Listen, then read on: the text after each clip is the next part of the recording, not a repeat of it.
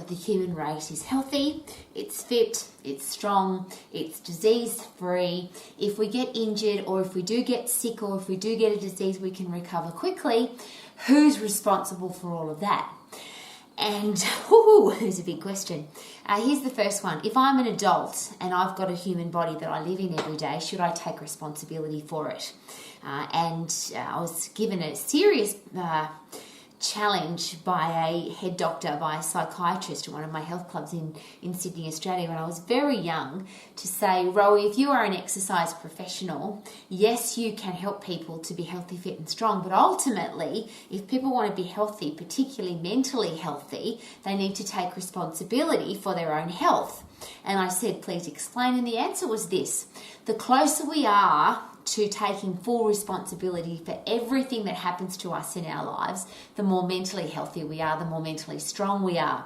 The more we blame other people for the condition that we're in or what's happened to our lives, or the more we just don't take responsibility for our own lives, we blame somebody else, whether it's the government or our parents or our teachers or life itself, the more mentally weak we become. And I'm sharing that with you because as an exercise professional, do we need to help people become self-motivated, self-inspired, self-educated and self-responsible for their healthy, fit, strong body? I would like to think that that's me. I don't want somebody else controlling my health. I don't want somebody else telling me what to eat or how to exercise. I want to take full control of my health and be responsible for my health. However, are there times when I've had to go to the doctor? Are there times where I need to involve the help of other allied health professionals? And of course the answer is yes.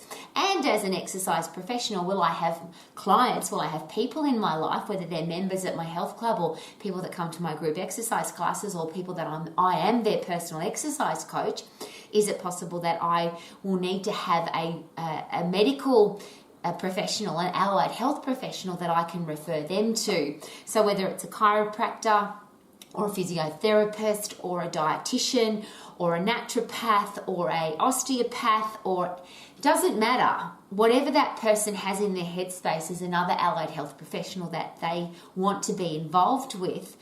Should I, as an exercise professional, have a good referral base, and should I know how to communicate with those people effectively so that we can work together with our client to make sure that they're happy, healthy, fit and strong? So number one is personal responsibility. Then number two, who are we going to ask for help? Who are we going to bring into our inner circle that we can either refer ourselves to if we have a medical challenge or we need to talk to somebody else about our human body? And what about who are we going to send our clients to? And this is where it becomes really tricky. I'm going to give you a couple of examples of times where it's bit me in the bum and I've lost clients because of the way I've referred people to another allied health professional.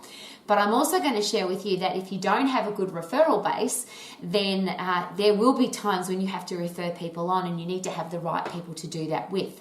So I'll give you my first example. I had a client who she thought that she had some kind of food allergy. And she wanted to talk to a food professional about her food allergy. Now, that's not my area of expertise. Of course, I'm not a nutritionist. I'm not a dietitian. I don't ever pretend to be. So I felt that it was my responsibility to then find her a great nutritionist dietitian. So I did what I thought was good research on finding her a great dietitian. And I was in Brisbane, Australia at the time, and I spoke to some top-level sports people who shared with me that there was a particular dietitian in Brisbane that all the sports people went to, and she was the best there was, and that's who I should refer my client to. So I just gave my client that person's number. And I will share with you, it was one of the biggest mistakes I've made in my career. Now, the first part was my client trusted me to do better research than that. And I'll give you the end of the story. It was horrible. My client went off to see the dietitian, and she had to drive across town. She literally had to do probably an hour and a half in the traffic across Brisbane to go and visit this dietitian. And when she came back, instead of going home, she came back to the health club to abuse me. She was fuming with me, and she used some words that would be highly inappropriate for me to use unless I was speaking filth out of my mouth. But this is how angry she was. She said, "You sent me to that stupid woman. Why did you send me to such a stupid person?" And it turned out that the dietitian had been, unfortunately, like a lot of medical people are, very dogmatic. She'd said to my client, "This is what you have to eat, this is what you can't eat, this is a list of foods that I'm telling you that you have to." Basically, this woman was telling my client what to do. And apart from the fact that she wasn't used to that, because that's certainly not my style, she was really annoyed that this woman had spoken to her like she was a child, had spoken to her with what she felt was condescending disrespect.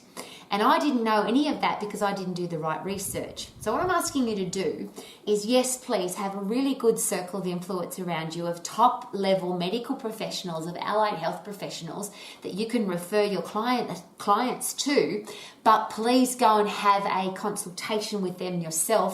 Go and see them yourself, go and talk to them and find out who they really are.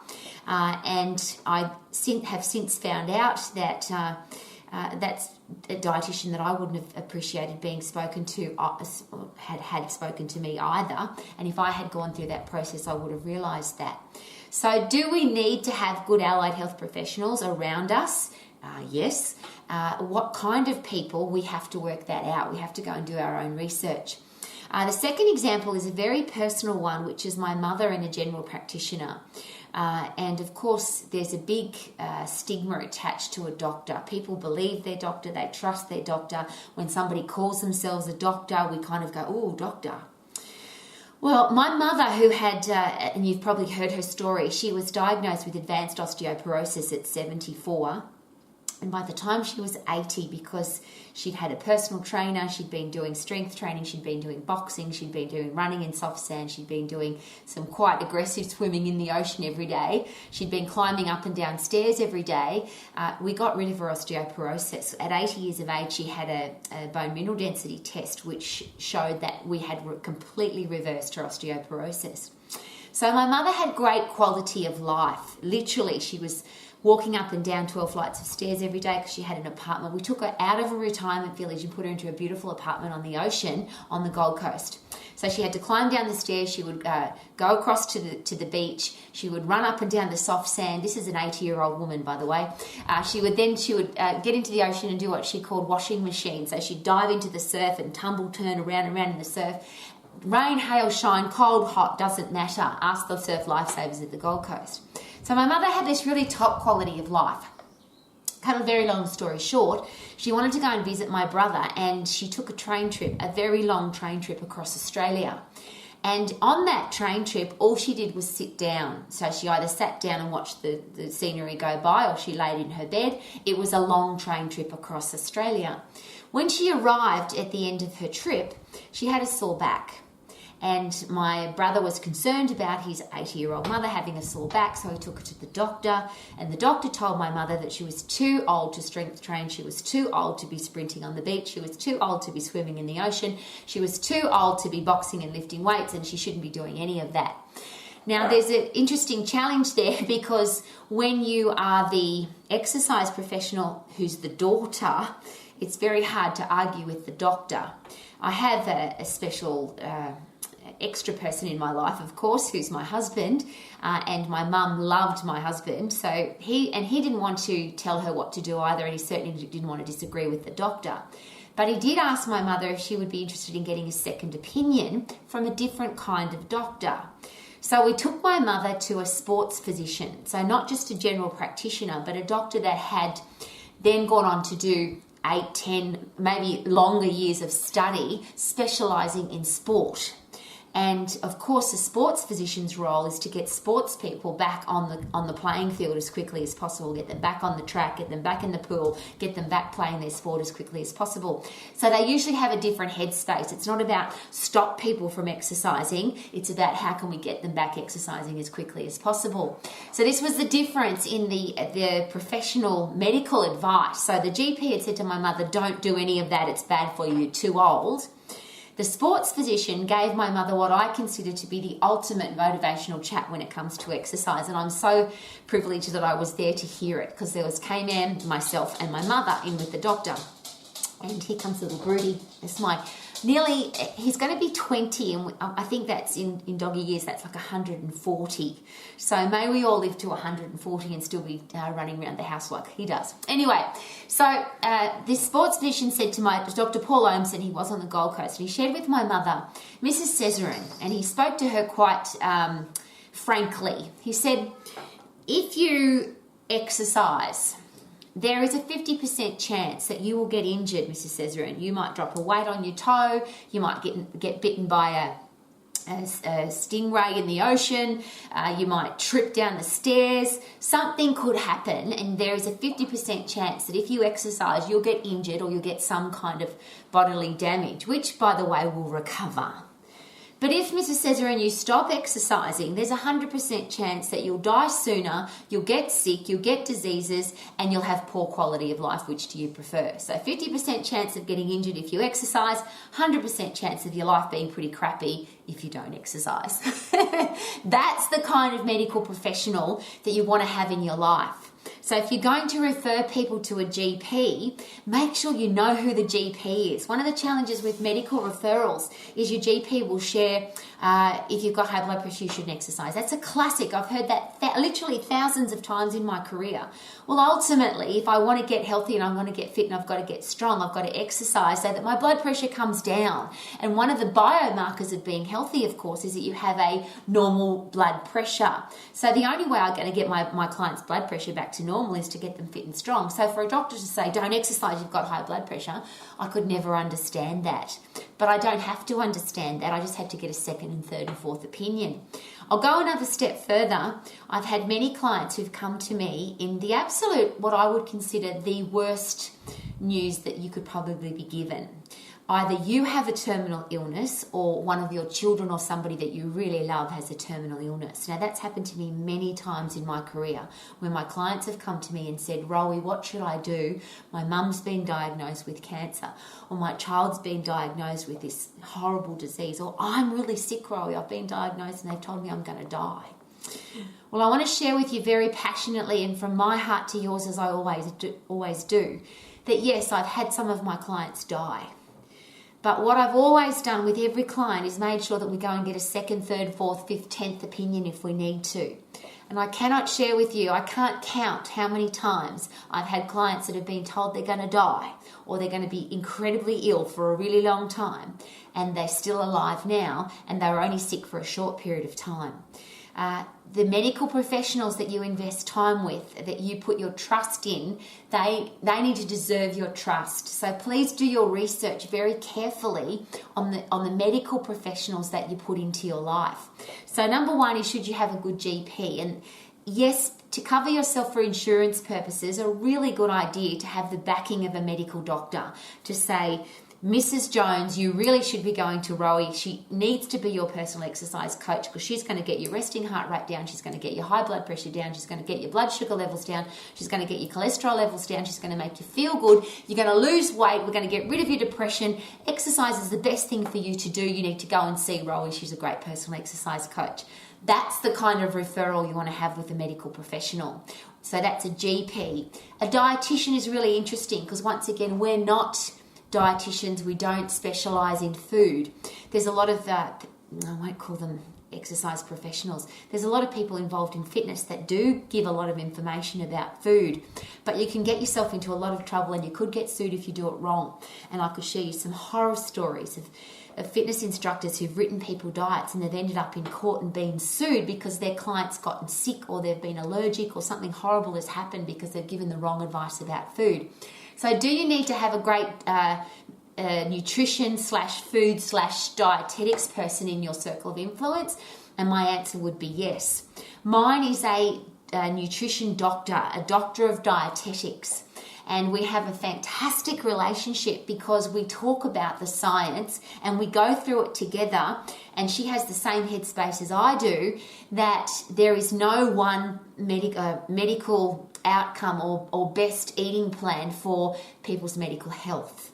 Everybody has different likes, everybody has different dislikes, everybody has different reasons for eating food. There's all sorts of things that go on with food. So the big recommendation that we've always talked about together is find out about your client. And if you find out about your client, you ask the right questions, and then you realize that this person might have some kind of allergic challenge with food, or they've got there's a medical thing going on inside their body that food has something to do with, then you need to have a medical person, a dietetics expert that you can refer them to. So make sure that you find the right person. The next one's very sad for me and very complicated because there's not just food when it comes to physical health, there's food when it comes to mental health. And a lot of my career path has been working with people who have a very poor relationship with food. I'll go a step further because it's not the food that they have a poor relationship with, it's been themselves that they've had a poor relationship with, and it's just played out in the way they eat food or don't eat food. So I've had a lot of clients, in fact at one stage most of my clients were either anorexics, food bulimics, exercise bulimics, or they were obese. Interestingly, the headspace is the same. Food is controlling their life. So if you're anorexic, if you're bulimic, if you're obese, or anything in between, food is controlling your life, which one would suggest then that you need a really good psychologist or psychiatrist or counsellor or neuroscientist, somebody that understands how the brain works. This has been a very disappointing experience for me because I've literally been to thousands of those people. Because I've had such great relationships with my clients, they've asked me to come and meet their psychiatrist or their psychologist or their counsellor and or sit in on the sessions with them. And sadly, I'm asking you very, very carefully to choose this medical professional the most carefully. Unfortunately, in my experience, and I'm only sharing with you what these experts have shared with me, is that most people that become psychiatrists, psychologists, counsellors, and they end up working with people that have some kind of eating challenge, it's because they went to university because they had an eating challenge themselves. So they wanted to help themselves, and that's why they went and studied psychology or psychiatry or etc. Now, I'm being very disrespectful, it sounds, but I'm not. I'm just asking you, please, you have the responsibility of looking after your client, yeah? And unfortunately, there's a lot of people who call themselves psychologists and psychiatrists, and they are on paper, but in my experience, they've made my clients worse because they haven't cared about my client. And I'll give you the worst case scenario is one of my clients shared with me after I'd already been with her to a couple of sessions, and she said, "Rowie, do you think I should keep going?" Now I can't make that decision either. That's not up to us as exercise professionals to make that decision. I just said, you need to trust your gut. Do you want to go again? And she said to me, "Look, I'll just go one more time by myself." And what happened, this beautiful young girl who I felt that we had been making some progress with her relationship with herself, which of course then would help her relationship with her food. She'd got into a conversation with this particular head doctor and realised that while she was talking, the psychologist was emailing people at the same time. She was so disinterested in her own client that she was catching up on her emails while my client was talking. So she was at her desk behind her computer. My client was obviously, I presume, lying down on a couch. That's usually the situation. And in the reflection in the window, my client saw that her psychiatrist, or psychologist I think it was catching up on her emails while my client was talking. That's not the kind of professional that I would like to put into anybody's life, let alone somebody that really needs somebody who understands headspaces. So please do your research really carefully. And it goes like this. When I have my initial chat with my client and you have your initial chat with your client, when you find out that there might be some challenges, whether there's injuries or there's medical challenges in the family, or you find high blood pressure, or there's some kind of mental health challenge, the question is, do you have medical professionals in your life who you trust that I can get in contact with and we can talk about how we can be on your team to help you achieve your goals? I think it's a really important question to add into the initial chat. What do you think? So if your client then says to you, yes, I have a psychologist, or yes, I have a psychiatrist, or yes, I have a dietitian, or a naturopath, or an osteopath, or a chiropractor, or a physiotherapist, or a podiatrist, there's a lot of allied health professionals that people trust. Please make the contact with that person give them a call, send them a personal letter, which is probably the best way to do it. Send a personal letter and then call, so that you've broken the ice first with a personal letter, hand-addressed envelope, coloured envelope with a stamp, dear medical professional, and obviously use their name. Mrs. Jones is your client. She's also my client. My goal is to make sure that I help her achieve her goal by this day, date and time. She's shared with me that you are on her team too. Could we have a phone call? Could we have a face-to-face chat about how we can work together to help my client or help our client? And if you don't get a response from that, if that medical professional doesn't respond to you, in their defence, there's a lot of medical professionals who don't take exercise professionals seriously. So a really good idea when you send that letter is to send a photo, or on that letterhead is a photo of you dressed really professionally. If you rock up to a medical professional's office wearing shorts and a t-shirt or active wear, or you just look like an exercise person, it's highly unlikely they're going to take you seriously. I've never gone to a consultation with a medical professional with any of my clients dressed in anything less than a suit. I've called myself an exercise professional, and I've been very humble. I understand that somebody that's done 6, 8, 10, 15 years of study as a medical professional or an allied health professional deserves my respect, and they may not respect me because I belong to a profession, technically an industry, that is not taken seriously. So I have to break down the barriers, not the other way around. If I don't know my stuff, if I don't ask the right questions, if I'm not humble, if I'm not respectful, why would a medical professional or an allied health professional take me seriously? So I'm asking you to do those special things. If you really care about your client and you really want to help them achieve their goals, find out who else is on their team, who else is in their life, which medical professionals that they trust and believe in, then build a relationship with them as well. So now this person feels like they've got a whole team around them. Yes, I've got an exercise professional, and yes, I've got a dietitian, and yes, I've got a psychologist, and yes, I've got a great physio, and yes, I've got a great chiropractor, and yes, I've got an awesome osteopath. Whatever that person or whoever that person wants to have in their life, would it be a really good idea to build a relationship with them? So to do that, please do it professionally. A letter with a photo in it that makes you look professional, hand-addressed envelope so it actually makes it to them. I'll just give you the reason for that. If you send a professional-looking letter in a white envelope, professionally addressed, to any kind of medical office, it's very likely that the practice manager will open that letter. If you send a hand-addressed envelope in a coloured envelope, particularly red, with a stamp on it, and you address it to Dr. Jones, and in fact, there's doctors of dietetics, there's doctors, obviously GPs, there's doctors of dietetics, doctors of psychology and psychiatry. So it's dear doctor or dear medical professional, and then the person's name, but hand address the envelope, put a stamp on it, make it a red envelope. That letter will go directly to that medical professional. The practice manager won't open that envelope because it's red and it's personal. So if you would like a very special way to get connected with top-level medical professionals, then that would be a very cool way to do it, and a very professional way to do it, because you send the letter and then you back that up with a telephone call. And this is how it's always worked for me. Oh, you're the lady that sent me the red envelope. Yes, that's me.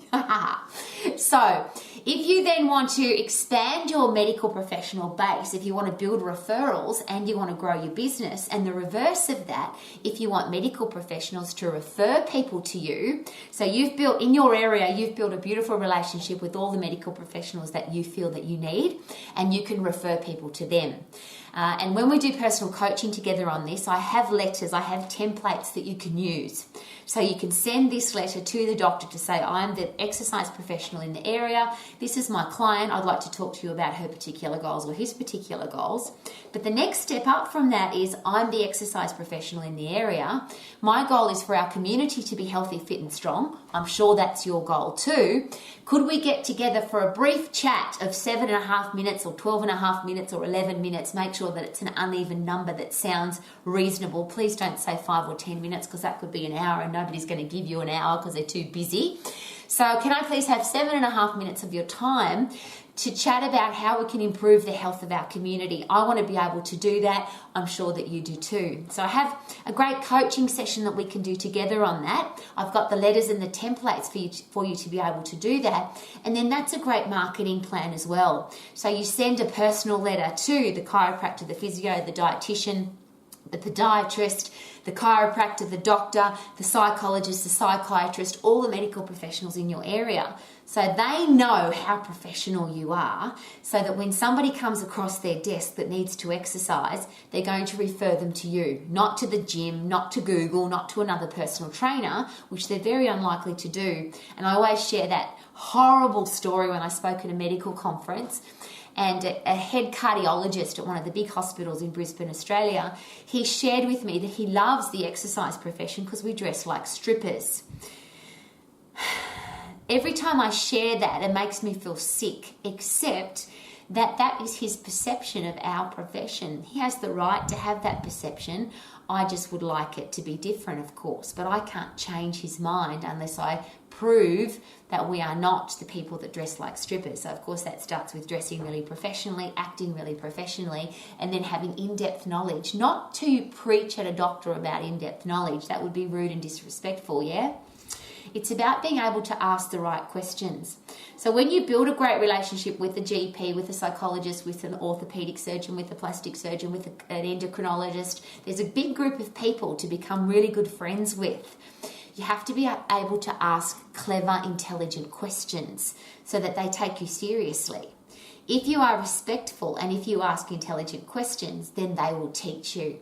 And if you're open to learning and you want to be taught, then is it more likely that they will send you customers, clients, and more business? And of course, the answer is yes.